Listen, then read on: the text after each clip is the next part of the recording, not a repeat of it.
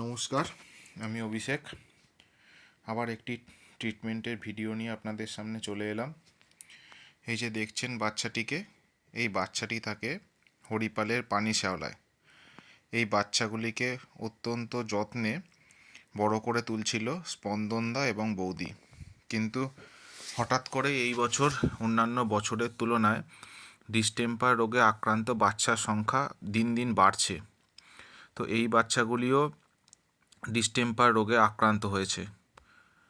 আপাতত স্পন্দনদার কাছে 4টি বাচ্চা ছিল, যারা প্রত্যেকেই কম বেশি ডিস্টেম্পার রোগে আক্রান্ত হয়ে সিমটম দেখা দিচ্ছিল। আজ পর্যন্ত বাচ্চাগুলির চিকিৎসা হলো, কিন্তু এখন অবধি 3টে বাচ্চা মারা গেছে।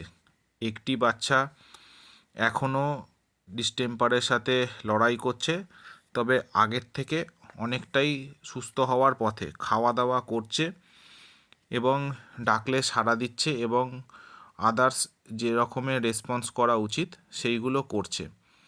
তবে হ্যাঁ, স্পন্দনদার এদের প্রতি ভালোবাসা এবং যত্নে এরা বারবার সুস্থ করার চেষ্টা করছে এই বাচ্চাগুলিকে।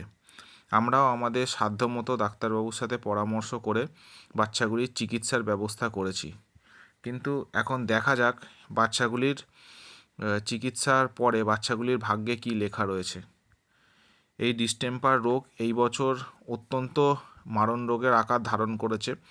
এত ডিস্টেম্পার অন্যান্য বছর আমি কেস হ্যান্ডেল করতে গিয়ে দেখিনি। এবছর এই চত্বরে প্রচণ্ড পরিমাণে ডিস্টেম্পার হচ্ছে এবং বিশেষ করে 1 বছরের কম যে বাচ্চাগুলি, সেটা আগের বছরের কিংবা এবছরের যে নতুন নতুন বাচ্চাগুলি হয়েছে তারাই এই ডিস্টেম্পার রোগে আক্রান্ত হচ্ছে। কিন্তু যা কিছু করার নেই, এদের ভাগ্যে যা লেখা আছে তা তো হবেই। কিন্তু আমরা আমাদের মতো সাধ্যমতো চেষ্টা করে বাচ্চাগুলিকে বাঁচিয়ে রেখে দেওয়ার নিরন্তর চেষ্টা চালিয়ে যাচ্ছি। আর হ্যাঁ, আপনারাও আশেপাশে বাচ্চাগুলির খেয়াল রাখুন। যদি দেখেন যে বাচ্চাগুলির কোনো রকমের অ্যাবনর্মালিটিস রয়েছে, তাহলে যদি দরকার লাগে আমাদেরকে জানান। আমরা আমাদের সাধ্যমতো আমাদের সর্বস্ব উজাড় করে বাচ্চাগুলিকে বাঁচানোর চেষ্টা করব। ধন্যবাদ। আপনারা ভালো থাকবেন এবং আশেপাশের যে বাচ্চাগুলি রয়েছে তাদের সকলের খেয়াল রাখবেন এবং আমাদের দরকার লাগলে অবশ্যই জানাবেন।